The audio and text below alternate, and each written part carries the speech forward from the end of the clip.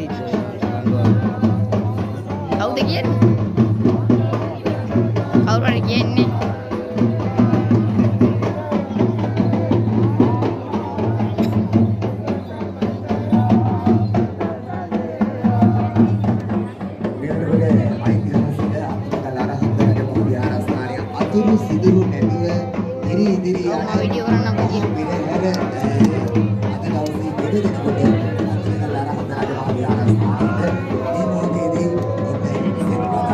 ආයුබෝ වේවා ආයුබෝ ආවඩා ආයුබෝ වේවා කියලා අපි ප්‍රාර්ථනා කරනවා. ඕ අයියේ ඔකේ නමද? අපි පාරවල සාධාරණ කිඩුවල ගන්න හදනේ නාව. ඔක්කොම ඉස්සෙල්ලා.